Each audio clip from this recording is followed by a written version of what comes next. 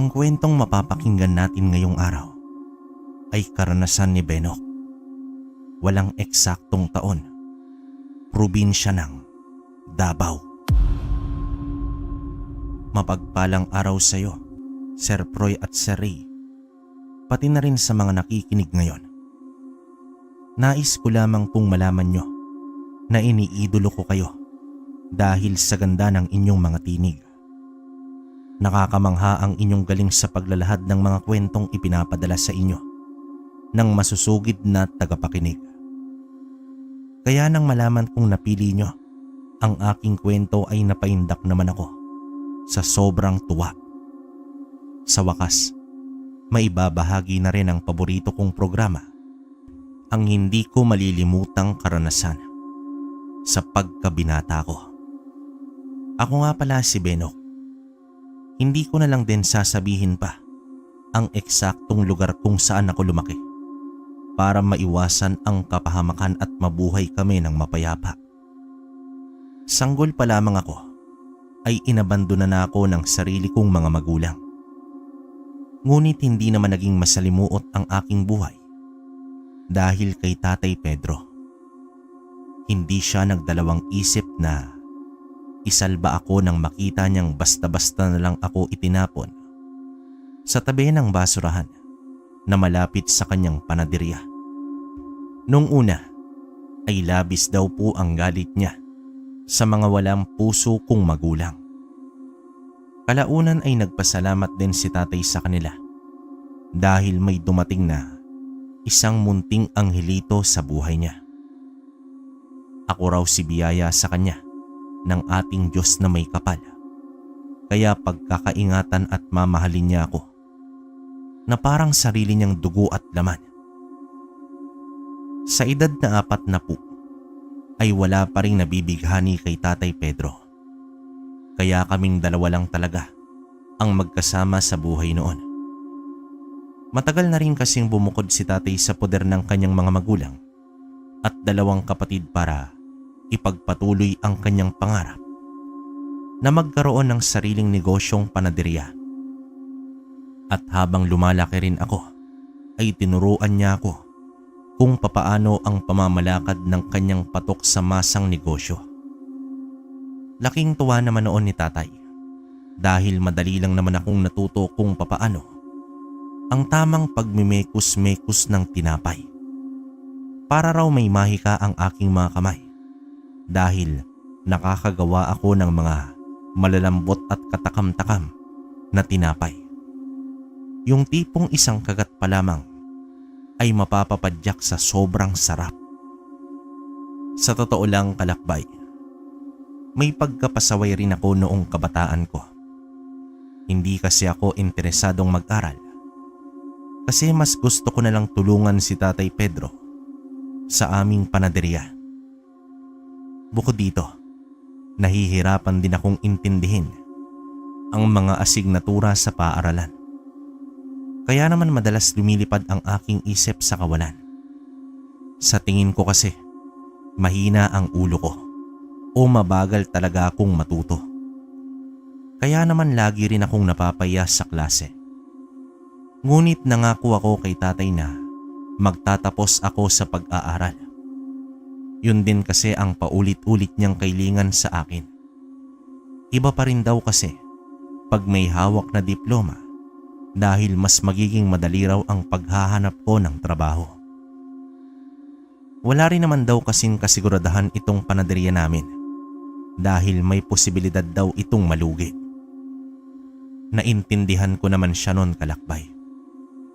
Naintindihan ko yung sentimiento na iniisip niya lang naman ang kinabukasan ko, kaya sinunod ko na rin si Tatay Pedro. Benok anak, ibinili na kita ng sapatos at bag. Ilang buwan na lang ay magpapasok ka na, kaya kailangan na natin maghanda. Naku, Itay, maayos pa naman po sana yung mga dati kong gamit. Pero maraming salamat po dito. Pangako po, gagawin ko ang lahat para matuto ko kahit papano at makagraduate na rin ako. Naniniwala akong kaya mo yan, anak. Alam mo, kapag may pananalig tayo sa Diyos at sapat na motibasyon, ang mga mahihirap na sitwasyon ay malalampasan natin at mas magiging determinado tayo sa pag-abot ng ating mga pangarap. Tandaan mo yan. Opo, Itay. Mas pag-iigihin ko na ngayon para mapasaya kita at siyempre para na rin sa kinabukasan ko. Gusto ko po kasing maging masagana, komportable at masaya ang maging buhay natin sa hinaharap. Lalo na tumatanda ka na po. Tay, kita mo napapanot ka na. Abay, salbahing bata ito ah.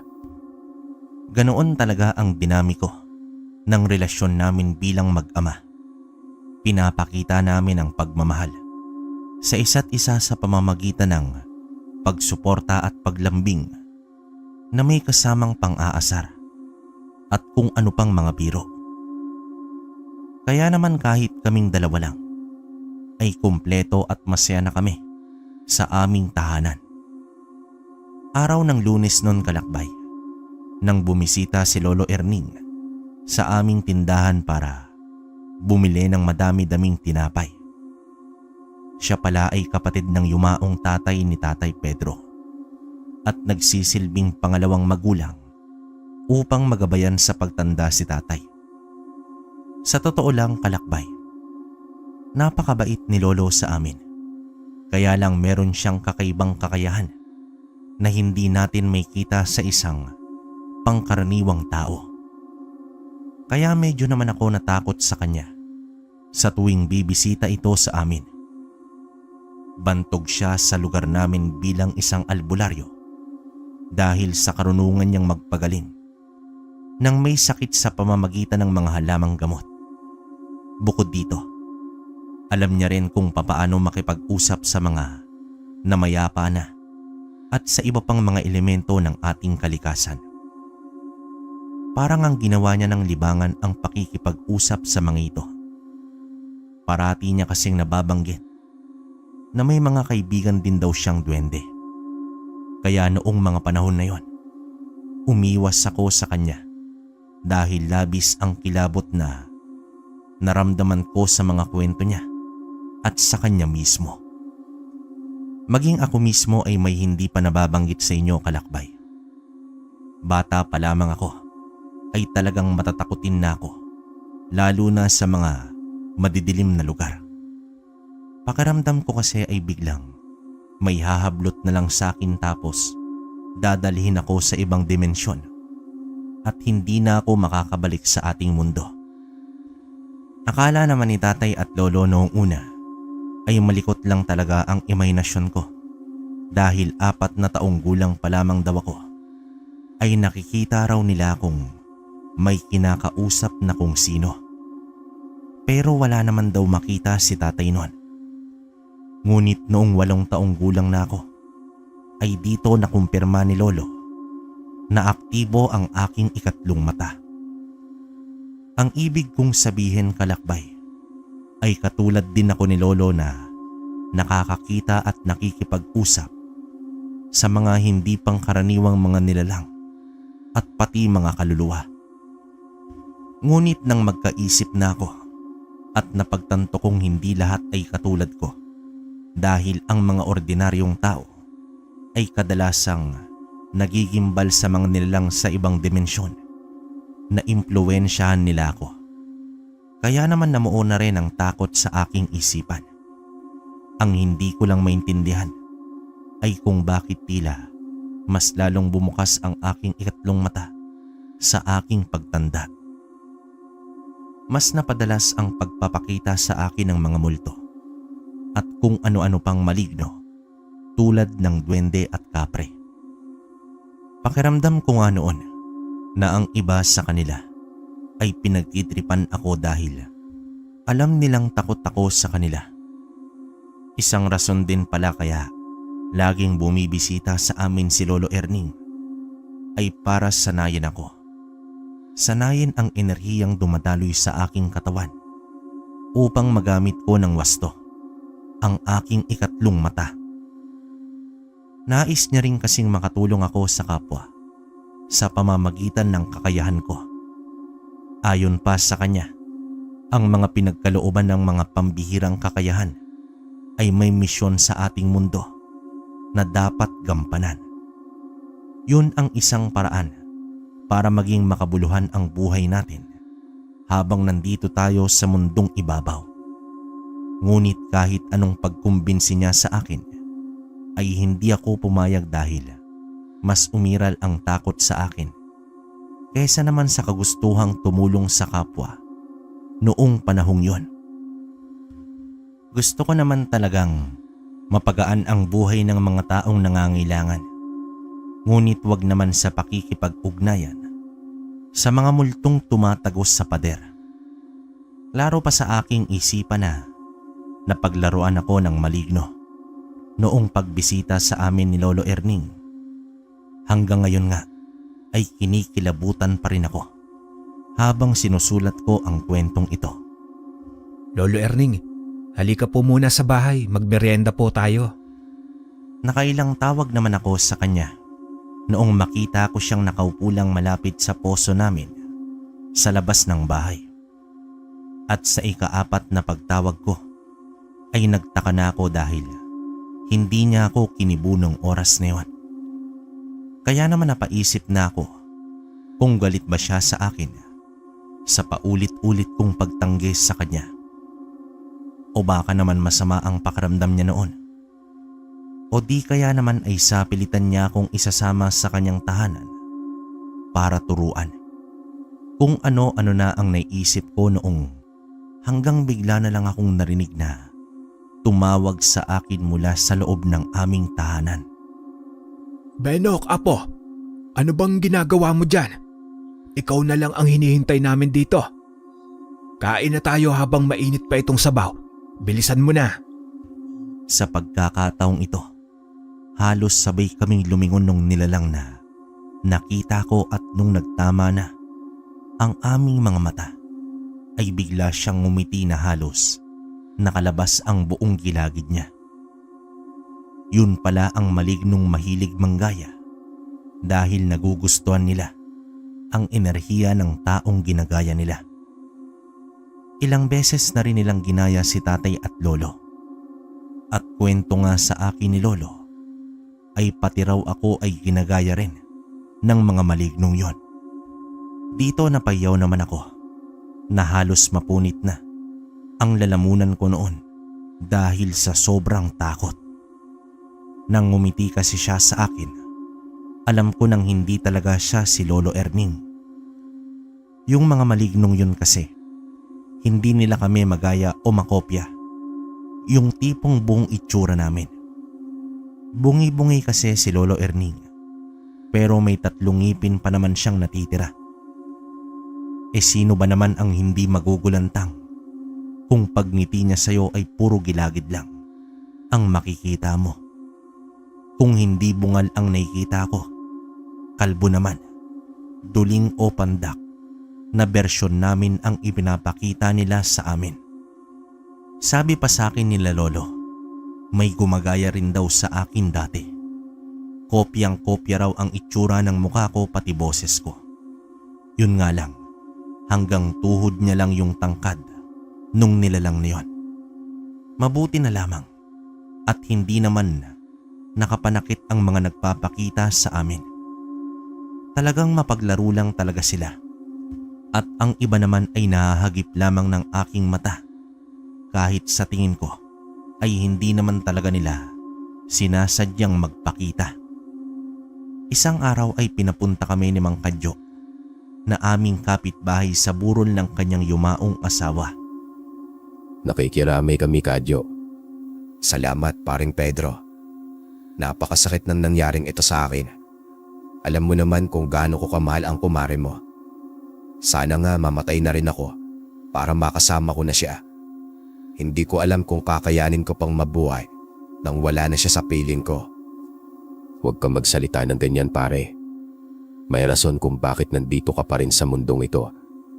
Nabubuhay ka para gabayan ang bunga ng inyong pagmamahal ni Mare, ang mga anak nyo.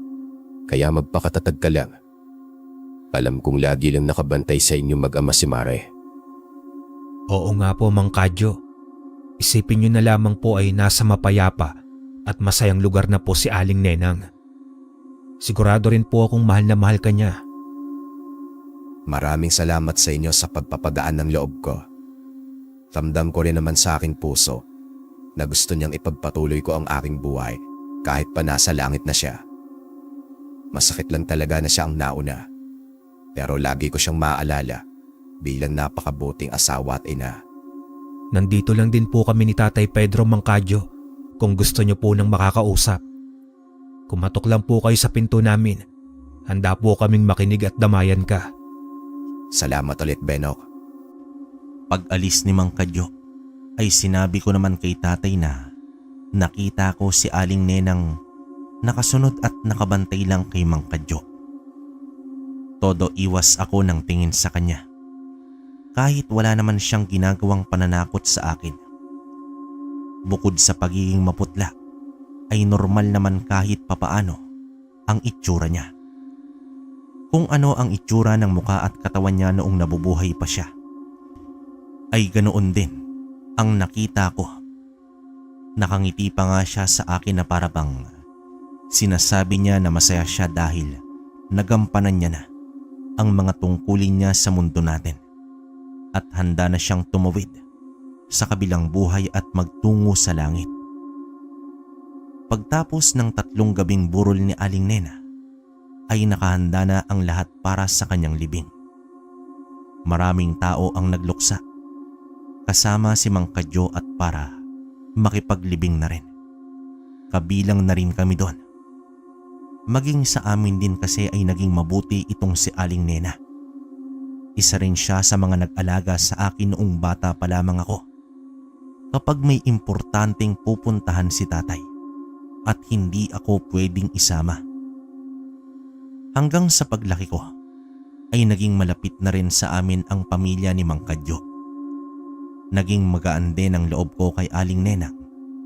Habang naglalakad naman kami patungo noon sa sementeryo, ay biglang nasulyapan ko naman si Aling Nena. At sa pagkakataong ito ay lumapit na siya mismo sa akin para bulungan ako. Nataranta naman ako noon at nasampal ko ang sarili kong tenga, kaya hindi ko naintindihan ang binulong niya. Anong nangyari, Benok? Ayos ka lang ba?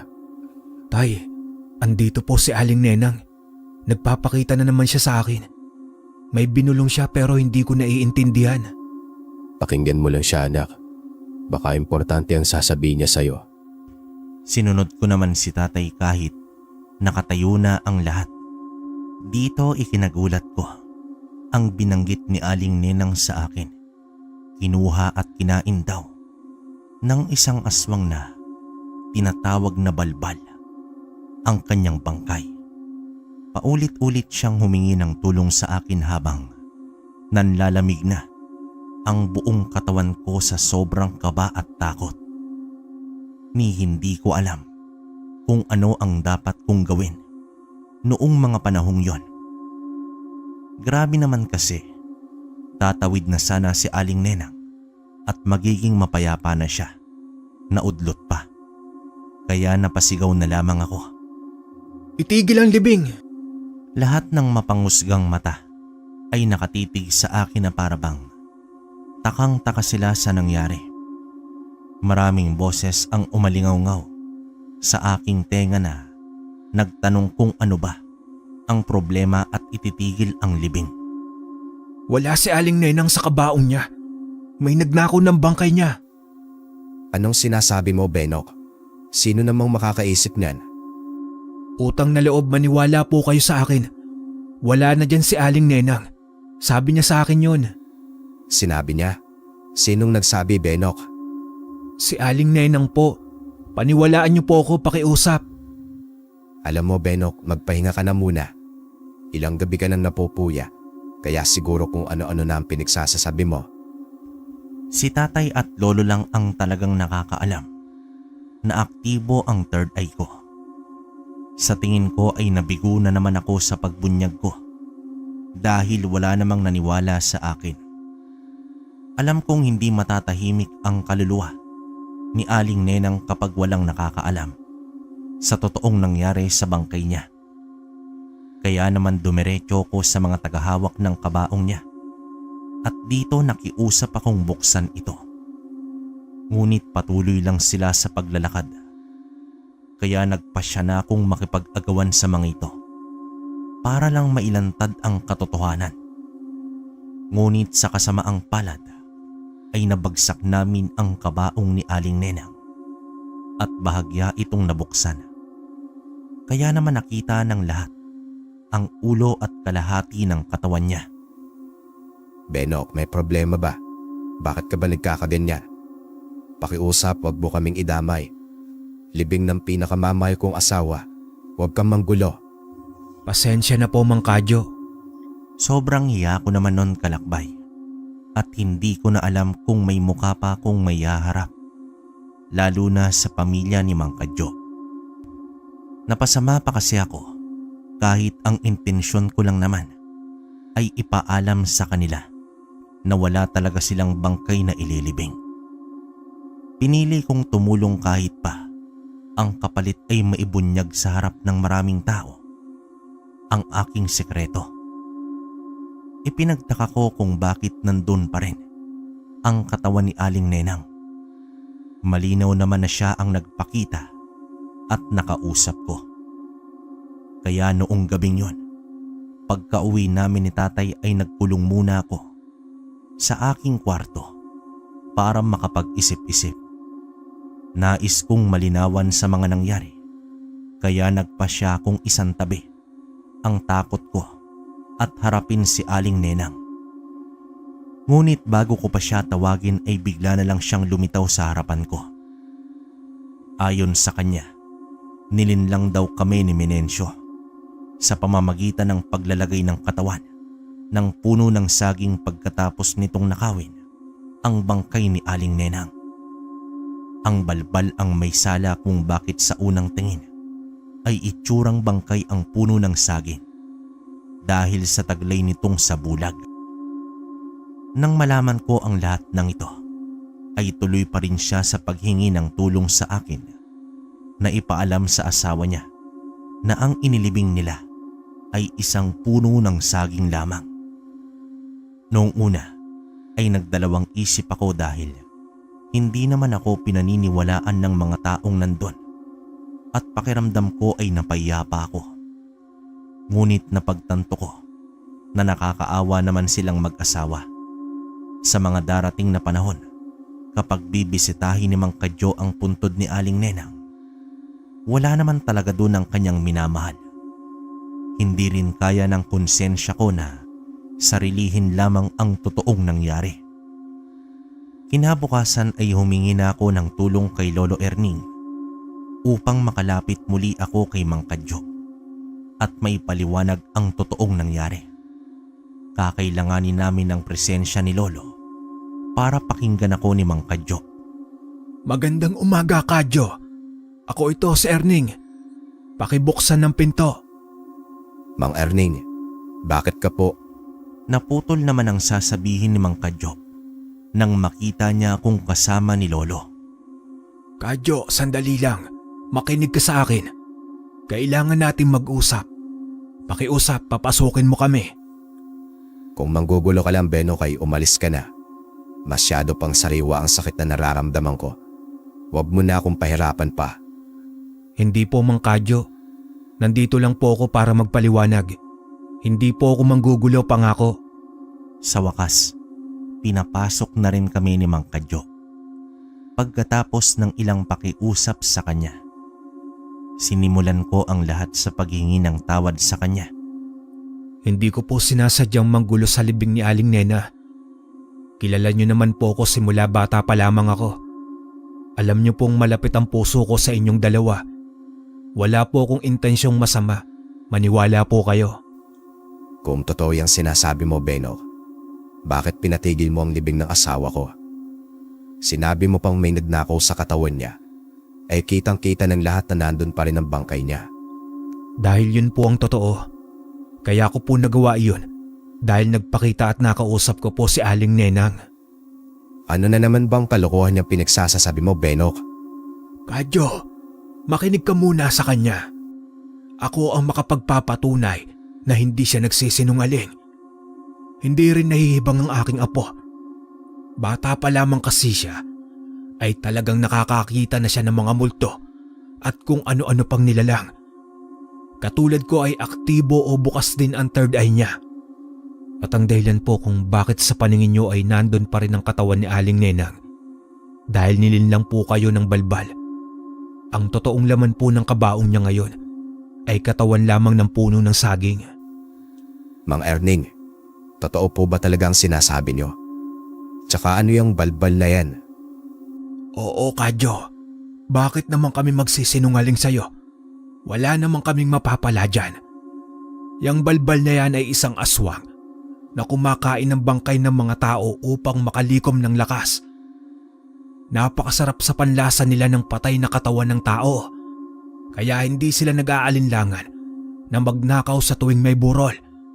Malamang habang nagpapahinga o tulog ang lahat ay nasa lisyan kayo nun. Sinisi ni Mang Kadyo ang kanyang sarili.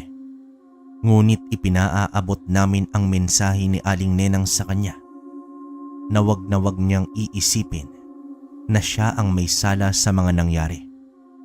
At higit sa lahat ay mahal na mahal siya ng asawa niya. Sa pagkakataong ito ay isa lang ang hiling sa amin ni Mang Kadyo, ang maparusahan ang balbal. Dahil hindi na maibabalik pa ang katawan ng minamahal niya. Ang ibig niyang sabihin ay hanapin at patayin namin ang balbal na yon para hindi na rin daw maulit pa sa iba pa ang ginawa ng halimaw. Ano po? Ibang usapan na po yan, Mang Kadyo. Alam niyo naman pong matatakotin ako. Hindi ko po kaya yan. Mahinang nilalang lang po ako. Benok, apo. Sa tingin ko ito na ang pinakatamang panahon para tanggalin na ang takot diyan sa iyong isipan. Kailangan mo na maging matapang para hindi mo na malimitahan ang sarili mo at para makatulong tayo sa mga nangangailangan. Paano ko naman po gagawin yon, Lolo Erning? Halos maihina nga ako sa salawal ko sa takot sa mga multo at maligno. Patpatin pa ako. May alam akong paraan para lumakas ang pangangatawan mo. Kunin mo ang mutya ng salsagan sa Biyernes Santo, bandang 3:00 ng hapon. Nalaman pala ni Lolo ang tungkol sa mutya ng salsagan sa mga kakilala nitong gumagamit ng mga agimat. Kailangan ko raw itong makuha upang mabigyan ako ng lakas ng loob para lumaban. Kapag daw siguro magkaroon ako ng kapangyarihan ay mailalabas ko na ang tunay kong potensyal at pagkakatiwalaan ko na ang aking sarili. Kapag napasa akin na raw ito, ay hindi na ako tatablan ng kahit anong matutulis na bagay. Kaya magagamit ko raw ito kung sakaling mapalaban ako sa balbal dahil hindi ako maapektuhan ng tulis ng mga ngipin at kuko nito. Napilitan na lamang akong pumayag dahil alam kong hindi rin titigil si Lolo sa pagkukumbinse sa akin. Tsaka siguro tama nga siya. Yun na rin ang tamang pagkakataon upang harapin ko na ang kinatatakutan ko at matutunan ko ng maging matapang. Kaya naman pagdating ng araw ng Biyernes Santo ay inakyat ko ang puno ng salsagan. Ilang beses pa akong nalaglag at sumemplang, ngunit talagang porsigido si Lolo na makuha ko ang mutya. Kaya naman kada laglag ko ay isang malakas na palo naman ng walis tingting ang kapalit. Kaya naman wala na akong ibang nagawa kundi magtiyaga at sumunod sa kanya. Hanggang sa naging matagumpay naman ako sa pagkuha ng mutya. Pagtapos kong makuha ang mutya ay sinanay naman ako ni Lolo na mag-concentrate sa ginagawa ko. Kailangan ko raw matutunan na pakiramdaman at gamayin ang sariling enerhiya. At kapag nagawa ko raw ito, ay malalaman ko rin kung papaano magpasok ng puro at positibong enerhiya ng kalawakan sa aking chakra. Papunta ito sa aking katawan. Tayong mga tao kasi ay may 7 chakras o daluyan ng enerhiya sa ating katawan na tinatawag na root, sacral, solar plexus, heart, throat, third eye at crown chakras. Kapag daw aktibo ang mga ito, ay maaabot ko ang aking totoong potensyal at magiging balanse daw ang aking utak, pangangatawan at espiritu. Sa madaling salita ay matutulungan ko si Mang Kadyo at lalong-lalo na ang aking sarili dahil mabibigyan ko ng lakas ang aking katawan at isipan. Nag-abang naman kami ng sumunod na burol sa aming lugar dahil posibleng mapadpad na naman doon ang balbal upang mambiktima. At habang kami ay naghihintay, ilang gabi rin ang lumipas na nagkaroon ako ulit ng paulit-ulit na panaginip. Hindi ko na nga maintindihan kung bakit sa panaginip ko raw ay isa akong magiting na mandirigma. Nakabaliktara naman kung ano ko ngayon. Isang binatang lampa at tatanga-tanga, isang mahinang nilalang. Nakwento ko nga ang tungkol dun kay tatay. Ikaw, Benok anak, masyado mo na atang minamalit ang sarili mo. Huwag kang magsalita ng ganyan. Totoo naman po, Itay. Ewan ko ba at lagi akong pumapalpak? Ayoko nang marinig yan mula sa'yo. Alam mo namang kahit lagi tayo nadaasaran, mahal na mahal kita. At nasasaktan ako kapag paulit-ulit mong kinukutya ang sarili mo. Sa tingin ko ay may pagkukulang ka. Ano pong pagkukulang? Anong ibig mo pong sabihin, Itay? May pagkukulang ka sa sarili mo. Hindi mo ganun kamahal ang sarili mo. At tungkol naman dyan sa mga panaginip mo. Hindi ako sigurado pero mukhang ikaw yun sa nakaraan mong buhay. Sa past life mo, bago ka muling ipinanganak sa mundong ito. Marami rin kasi ang naniniwala sa reincarnation o muling pagkakatawang tao at kabilang na ako doon. Ganun po ba, Itay? Alam ko kung ano ka sa past life mo. Kaso hindi ka tao. Hindi ako nakikipagbiruan sa iyo, Benok. Isa. Panot na unggoy ka po nun, Itay, sa past life mo. Ganun ba? Bibili pa naman sana ako ng paborito mong lechon manok mamaya. Kaso wag na lang pala. Ito namang si Itay, hindi na mabiro. Gusto mo po ba ng masahe? Dinaan na lang namin ni tatay sa tawanan ang lahat ng kalituhang nangyari sa amin. Hindi ko rin sigurado kung may kinalaman ang panaginip kong yon sa nakaraan kong buhay. Maaari rin kasi na gawa lamang yon ng aking imahinasyon at kagustuhan ng aking puso na maging matapang. Kaya ko yun napanaginipan. Hanggang isang gabi ay nabalitaan naming may burol sa malapit lang sa aming tahanan. Nagbakasakali kami na makita ang balbal. Kaya pumunta kami ni tatay at lolo sa burol. At dito nagpasya kaming magtago para hindi malaban ang balbal na may naghihintay at nagmamanman sa kanya. Ngunit nang makita ko na ang totoong itsura nito, ay bigla na lang akong natakot at nilamon ng kaba. Bukod sa isa itong napakapangit na nilalang, napakabaho rin ito na parabang tubig kanal ang ipinanliligo niya at igit naman ang pansipilyo niya. Anong klaseng nilalang yan? Mas nakakatakot pa ito kaysa sa mga multong nagpapakita sa akin. Huwag kang maingay, Apo. Kumalma ka. Lakasan mo ang loob mo. Alalahanin mo kung bakit tayo nandito. Itay, Lolo, pasensya na pero hindi ko po kaya ito. Natatakot ako at nasusuka na rin ako. Ayoko na. Anak, lakasan mo ang loob mo. Paano na si Mang Kadyo at ang asawa niya? Hindi ko po alam, Itay. Pasensya na talaga. Nagpasya naman akong umuwi ng oras na yon. At paglabas ko sa tinataguan namin, ay may natabig akong upuan. Kaya naalarma ang balbal. Mabilis nitong tinangay ang bangkay na nasa kabaong kaya hindi na niya napalitan ng katawan ng puno ng saging ang katawan ng biktima. Kaya naman ang nagising ang mga mahal nito sa buhay ay ikinagulat nila ang nangyari dahil wala na silang bangkay na pinaglalamayan. Pag-uwi naman namin sa bahay ay nadismaya naman ako sa aking sarili. Kulang pa rin pala ang paghahanda ko sa paghaharap namin ng balbal na tatawagin kong si Menencio. Akala ko ay mahuhuli ko na ito at mapaparusahan.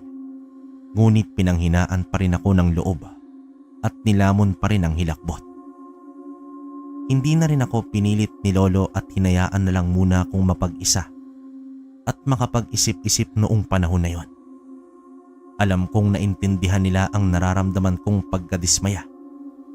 Kaya naman ipinaramdam nila ang kanilang pagmamahal sa akin. Ipinagpasalamat pa rin nila dahil sinubukan ko ang aking makakaya at handa raw silang makinig sa akin kung nais ko silang makausap. Lumipas ang ilang linggo na itinoon ko na lamang ang aking sarili sa pamamalakad ng aming panaderya. Naghanda na rin ako para sa pasukan noon dahil ilang linggo na lang din ang natitira at balik eskwela na ulit ako. Sinubukan kong magbasa-basa ng libro kahit irap akong intindihin ang mga nilalaman nito. Nagtanong-tanong din ako kay tatay at lolo tungkol sa mga naintindihan nila sa mga nabasa ko upang kahit papaano ay maproseso naman ng utak ko ang mga nababasa ko. Sinigurado ko ring matutulungan ko talaga si tatay sa lahat ng gawaing bahay at lalong-lalo na sa aming negosyo. Nais ko kasi siyang mapasaya sa paraang alam ko. Ayokong madismaya pa siya sa akin. Kaya ginawa ko na rin ang lahat para naman maging proud ang tatay ko kahit papaano. Tungkol naman sa panaginip ko, kalakbay, ay paulit-ulit ko pa rin nakita ang aking sarili bilang isang magiting na mandirigma gabi-gabi. At kapag gumigising naman ako ay hinihiling ko na rin na sana ay ganoon nga talaga ako katapang sa totoong buhay. Minsan ay nagpapakita pa rin sa akin si Aling Nenang, ngunit pati siya ay hindi na rin ako gaanong kinukulit. Naawa na rin talaga ako sa kanya dahil tingin ko ay hindi siya makatawid sa liwanag kasi hindi pa napaparusahan ang lumamon sa bangkay niya. Sa kasamaang palad ay biglang nagkasakit si tatay kaya kinailangan niyang magpahinga na muna. Kaya halos ng lahat ng gawain ay napunta sa akin. Kaya talagang araw hanggang gabi ay abalang-abala ako. At pinagsisisihan ko na hindi ko lubos na nabantayan si tatay dahil bigla na lamang itong naglaho. Kahit anong hanap namin sa kanya ay hindi talaga namin siya makita. Nang malaman ni Lolo ay isa lang ang pumasok sa isip niya. Ninakaw ni Menencio si tatay. Malamang daw ay naamoy ni Menencio na may sakit si tatay kaya binihag niya ito. Mukhang plano raw nitong hayaan na mamatay si tatay dahil napakasarap at sariwa sa panlasa niya ang katawan na kamamatay lang. Bigla naman akong nakaramdam na parabang kinuryente ang katawan ko sa aking narinig. Sa pagkakataong ito, kalakbay, ay mas nangibabaw ang pagmamahal ko kay tatay kesa naman sa takot. Tila ay biglangang naglaho ang takot ko. Ibang usapan na kapag mahal ko sa buhay ang malalagay sa panganib. Wala na akong ibang nais gawin kundi iligtas si tatay at puksain si Menencio. May napagtanto rin ako kung bakit madalas akong nadadaig ng takot. Yun pala ay dahil tama si tatay. Dahil nagkulang ako sa pagmamahal sa aking sarili. Lagi kong iniisip na mahina ako at hindi karapat-dapat. Hindi ko kayang maging malakas dahil wala akong tiwala sa aking sarili. Kaya kahit mga multong hindi naman nananakit ay takot ako. Imbis iangat ko ang aking sarili sa pamamagitan ng pagpansin sa mga magagandang katangian ko, mas pinili kong paulit-ulit na laitin ang aking sarili. kahit idinadaan ko parati sa biro iyon, ay nasasaktan pa rin ako.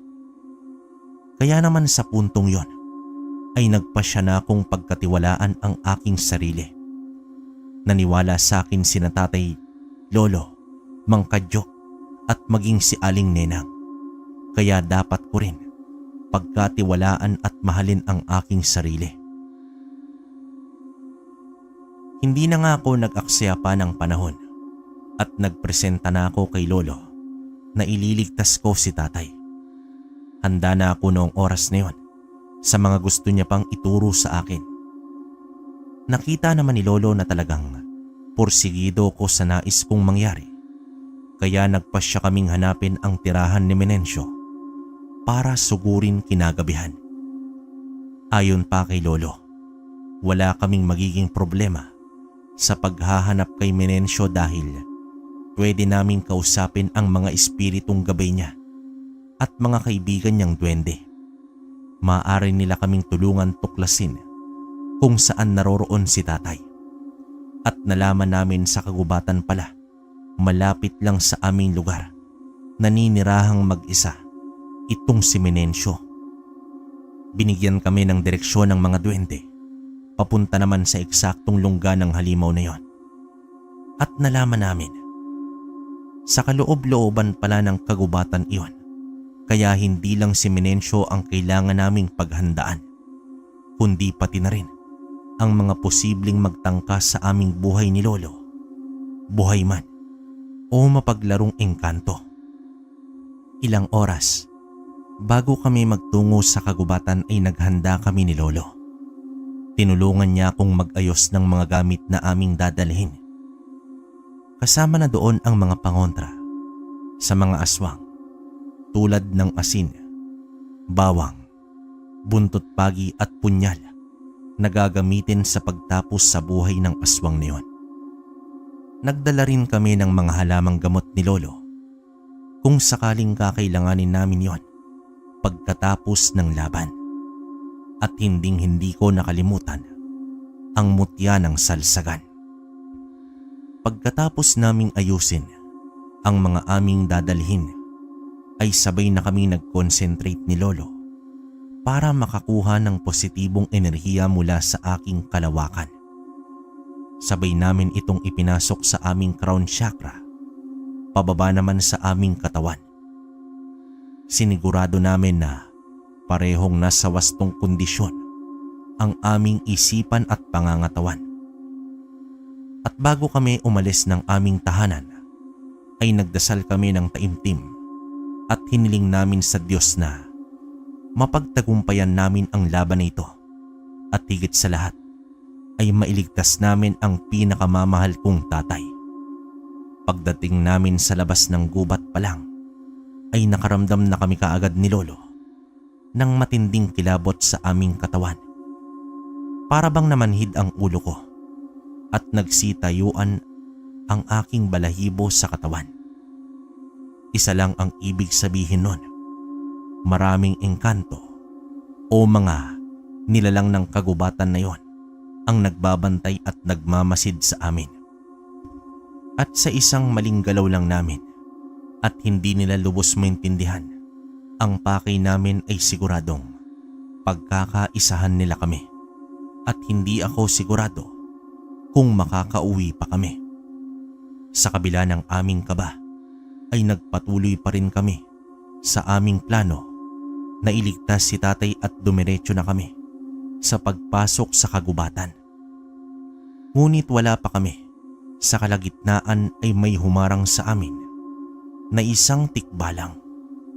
Sinubukan naming magpatuloy sa paglalakad, ngunit tila bumigat ang mga katawan namin na nagpahirap naman sa aming paghakbang. Hindi naman ako sigurado kung yung tikbalang ang may gawa nun o yung iba pang engkantong nakapaligid sa amin. Nakikiusap ako sa inyo. Padaanin niyo po kami. Wala kaming masamang intensyon sa inyo o sa kagubatan na ito. Nais lamang naming iligtas ang mahal namin sa buhay. Hindi iyong ganun kasimple. Kung gusto niyong makapasok sa aming teritoryo, ay kailangan niyo magbigay ng mahalagang bagay na galing sa inyo na magagamit namin. At kapag nagustuhan namin, ay libre na kayong maglabas-pasok dito. Ano bang gusto niyo? Wala namang kaming dalang mahalagang bagay. Wala kaming maibibigay sa inyo. Kaya pakiusap po, padaanin niyo na po kami. Yang mutyang tangan mo ang gusto ko. Gusto ko yan. Ibigay mo sa akin yan at padadaanin ko kayo. Huwag yan. Kailangan ng apo ko yan para mailigtas niya ang kanyang ama. Kailangan niya yan para lumakas ang loob niya. Ito ba ang gusto mo? Sige, sa'yo na lang ito. Lolo, huwag ka pong mag-alala. Kakayanin natin ito kahit wala ang mutya ng salsagan. Nang maibigay ko na sa tikbalang ay muli kaming nakapaglakad ng maayos.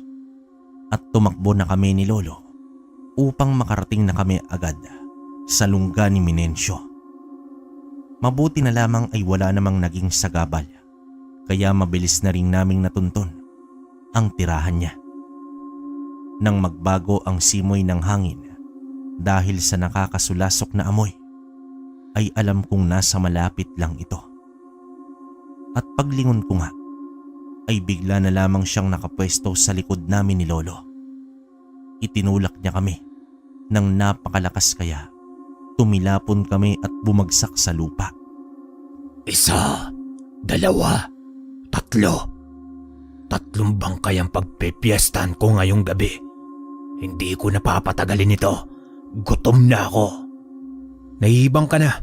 Akala mo magpapatalo? Hindi ko na naituloy pa ang sasabihin ko nang bigla niya akong sinugod at muling ibinato. Sa pagkakataong ito ay tumama na ang likod ko sa isang malaking puno. Sa kabila ng sakit ng aking katawan ay nilinawan ko ang aking pag-iisip. Malinaw naman na napakalakas talaga ng puwersa niya, kaya ang lakas niya ay pwede kong tapatan ng liksi. Kailangan kong makahanap ng pagkakataon upang maisahan ko siya sa pamamagitan ng bilis ng aking kilos. Nang makita naman ni Lolo ang nangyari sa akin, ay bigla naman niyang sinugod si Minencio. Ngunit hindi pa nga nakakasuntok si Lolo, ay nasakal na siya nito. Pagkatapos ay sinipa naman ng pwersado ni Minencio ang lolo ko. Sa totoo lang, kalakbay, napakasakit sa akin ang lahat ng nangyari. Ngunit hindi ako dapat panghinaan ng loob. Mas pinili ko na lang na gawing motibasyon ang mga yon para matapos na ang kasamaan ni Minencio. Buo ang loob ko na talunin siya kahit wala pa akong tangang mutya na magbibigay sa akin ng kapangyarihan. Ang tibay ng loob ko sa pagkakataong iyon ay itinuring ko na ring aking kapangyarihan.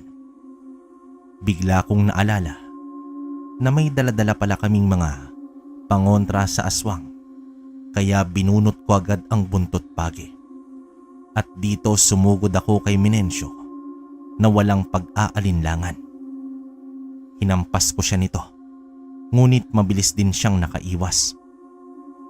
May mga pagkakataon na natatamaan siya nito at sa tingin ko ay talagang nasaktan din siya. Ngunit hindi sapat ang buntot pagi para mapuksa ko ang balbal. Kailangan ay makalapit talaga ako sa kanya o maibato ko ang aking punyal at dumiretsyong bumaon ito sa kanyang puso. Nakakasabay na sana ako sa kanyang bilis, ngunit isa akong ordinaryong tao, kaya nakaramdam din ako ng pagod. Kaya naman sinamantala niya ang pagkakataon na yon para ako naman ang kanyang atakihin. Nang mabitawan ko ang buntot pagi, ay bigla siyang umibabaw sa akin at ibinaon nang mabilis ang kanyang matatalas na kuko sa aking katawan. Sa totoo lang, wala na akong gaanong maramdaman na sakit nun. Para bang nagmanhid na ang aking katawan dahil mas inisip ko ang kalagayan ni tatay. Ni hindi nga ako nakasigurado nun kung buhay pa ito. Kaya naman wala na akong pakialam kung punit-punitin pa ni Menencio ang balat ko. Kahit nangihina na si Lolo, ay pinilit niya pa ring iligtas ang buhay ko sa pamamagitan ng pagsugod kay Menencio. Ngunit ni hindi man lamang siya nakatama ng suntok o sipa. Nung oras niyon ay naalala kong may bawang nga pala ako sa bulsa. Kaya naman ang ginawa ko ay ngumuya ako ng napakaraming bawang at nilapit ko ang aking muka kay Menencio. At sinigurado kong mahihingahan ko ito sa kanyang pagbumuka. Naging epektibo naman ang estratehiya kong yon dahil napatras siya ng maamoy niya ang hininga ko. Hanggang ngayon, hindi pa rin ako sigurado sa dahilan ng pag-atras niya. Kung nabahuan lang ba talaga siya sa bawang o baka naman may amoy basura talaga ang aking hininga. Ilang araw na kasi akong hindi nakapagsipilyo sa sobrang pag-aalala kay tatay. Nakalimutan ko na nga ring maligo nun, kalakbay. Ginamit namin ang pagkakataon na yon upang mapasok ang bahay ng aswang at mahanap si tatay. Pagpasok namin ay nakakatindig balahibo ang natunghayan namin. Nagkalat kasi dito ang pira-pirasong katawan ng kanyang mga biktima. Kaya tinawag ko agad si tatay para malaman ko kung nasaan siya. Anak, nandito ako sa isang kwarto. Nakahinga naman ako ng maluwag nang marinig ko si tatay. Pinuntahan namin agad ang kwartong sinasabi niya at dito sinipa ko ang pinto. Awang-awa naman ako sa kanya nang makita kong nakatali ang mga kamay at paa niya habang nakahiga noon sa kama. Pagkalapit namin kay tatay ay kinalagan ko agad siya upang maitakas. Pinanguya ko rin sila ng bawang para maprotektahan ang kanilang mga sarili. At pagkatapos noon ay kinuskos namin ang asin sa aming buong katawan. Nagbabaka sakali rin kami na hindi kami malapitan ng aswang na yon kapag puno ng asin ang aming katawan. Nang palabas na kami ng kwarto ay bigla na lamang tumambad sa aming harapan itong si Menencio. Akala nyo ba talaga may iisa nyo ko? Hindi na kayo makakalabas ng buhay dito, mga hangal. Sigurado ka ba dyan, halimaw? Bigla kong isinaboy sa kanyang muka ang dinurog-durog kong bawang na inihalo ko sa asin. Muli ay napatras naman ito at sa oras na yon ay alam kong mas masakit ang naidulot sa kanya. Kitang-kita ko noon ang pag-usok ng katawan niya na siyang nagpaangil sa kanya. Nang mapatakip siya ng kanyang mata ay inilabas ko na ang tago-tago kong punyan at tumakbo naman ako papunta sa kanya upang itarak ito sa kanyang puso. At nang magawa ko yon ay bigla siyang napatihaya at nangisay na parang bulating na asinan. Nung oras na yon ay malinaw na sa akin na nagtagumpay ako sa aking misyon na iligtas si tatay at mabigyan ng hustisya ang mga biktimang kinain niya. Ngunit nang mapansin kong patuloy pa rin siya sa pangingisay, ay dito napikon na ako. Ayaw mong tumigil etong sayo. Muli kong itinarak ang aking punyal sa kanyang dibdib na siyang nagpatigil sa paggalaw nito. Mabuti na lamang ay kasama namin si Lolo at daladala niya ang kanyang mga halamang gamot. Kaya kahit papaano ay gumaan ang pakiramdam namin. Naalala ko rin na pwede nga pala kaming kumuha ng positibong enerhiya sa kalawakan na siyang magbibigay sa amin ng sapat na lakas para makauwi kami. Kaya naman sabay-sabay kaming naupo nang nakaposisyon at nagdasal. Pagkalipas lamang ng ilang sandali ay tila lumakas-lakas na rin ang aming katawan at napawi rin ang aming pagod. Bago naman kami umalis ay sinabi ko kay na Lolo ang ideya ko sa gagawin namin sa bangkay ni Menencio. Pinagtulungan namin itong buhatin abang papalabas na kami ng kagubatan. At noong makarating kami sa teritoryo ng Tikbalang ay inilapag namin ang katawan ni Menencio. Meron kaming iaalay sa inyo. Ito ang balbal na kumakain ng napakaraming bangkay sa aming lugar. Pati nga ang tatay kong may sakit na nabubuhay pa ay biniyag nito para makakain siya ng sariwang laman. Sa tingin namin ay hahayaan niya lamang mamatay si tatay at kapag nalagutan na ito ng hininga ay lalamunin niya si tatay. Tamang-tama. Meron kaming mga kakilalang nilalang na kumakain ng ganito. Sigurado akong magugustuhan nila ito. Pwede namin silang hingian ng mga bagay na magugustuhan namin kapalit ng bangkay na ito. Maraming salamat sa inyo. Ayon kay Lolo, ay tama lang ang naging pasya namin dahil para maibalik kay Menencio ang ginawa niya sa biktima niya. Mabuti na rin daw yun para mapakinabangan ng iba ang bangkay niya. Nang makauwi kami sa tahanan ay doon na rin nagpalipas ng gabi si Lolo Erning. Maraming salamat anak sa pagliligtas mo sa akin. Akala ko talaga ay katapusan ko na. At gusto ko lang din ipaalam sa iyo na humahanga ako sa iyo sa laki ng pagbabago mo. Noon ay nilamong ka ng takot. Pero tignan mo ang sarili mo ngayon. Napakatibay mo na. Dahil natutunan ko na pong pagkatiwalaan ng aking sarili at maging bukas sa pagbabago para sa pagbuti at maiangat ko ang aking sarili. Handa na po ako ngayon na mas matuto at hubugin ang aking pagkatao. At kung ako man ay nahihirapan sa isang bagay, tulad po ng aking pag-aaral, hindi ko po ito susukuan. Mabuti naman at natutunan mo ng mahalin ang sarili mo. Alam mo sa totoo lang anak, sa lahat ng nangyari ay dapat ikaw ang numero 1 na maging proud sa sarili mo. Masaya kami ng lolo mo dahil ganyan ka na ngayon. Ako rin po itay. Sobrang saya ko kasi mabuti na lang ay naabutan ka pa namin. Tamang-tama lang ang pagdating namin kanina. Pero bakit kaya hindi ka pa kinain ng aswang? Malamang dahil buhay pa kasi ako anak. O baka po itay, dahil hindi ko makain ng panot yung balbal. Akala ko pa naman nagbago ka na. Mapang-asar ka pa rin talaga anak. Sa kabila ng lahat ng nangyari, ay napuno ng tawanan ang gabing yon. Pinuntahan namin si Mang Kadyo at niyaya siya nila Lolo ng inuman. Tuwang-tuwa naman si Mang Kadyo na natapos na ang kasamaan ng balbal. Sa wakas din ay natahimik na rin si Aling Nenang. Yun na ang huling gabi na nakita ko siya. Nagmasid lamang siya sa amin habang nakangiti ito sa akin.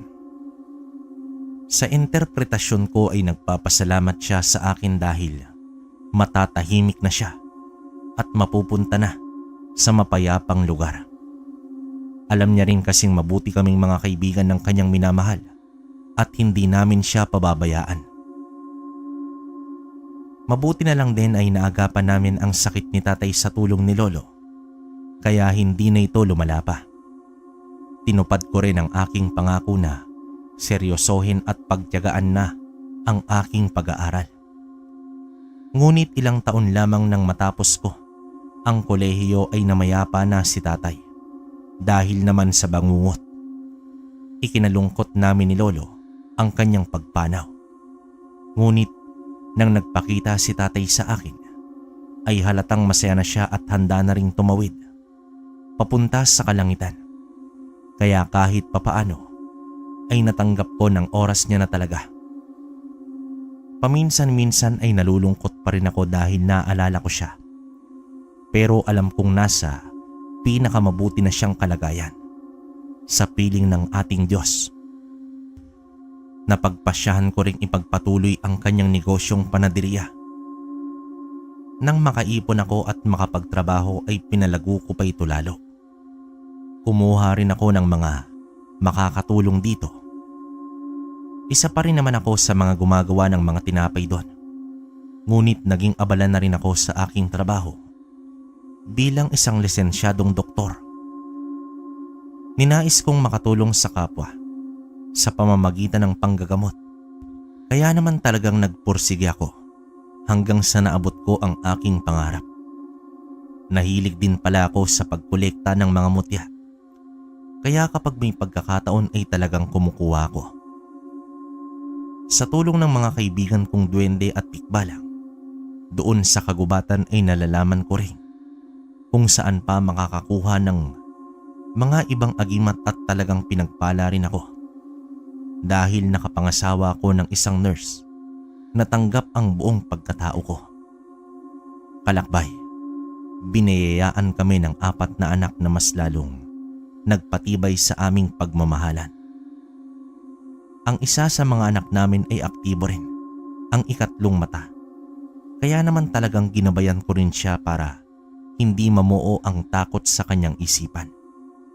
At ang 3 naman ay naging interesado rin sa paggamit ng mga mutya. Kaya may mga pagkakataon na sinasama ko sila kapag magkokolekta ako ng mutya. Ipinagpapasalamat ko rin sa itaas na naging masagana at masaya ang buhay naming mag-asawa hanggang sa kasalukuyan. At alam kong masaya rin sina tatay at lolo sa langit habang nakamanman sa amin.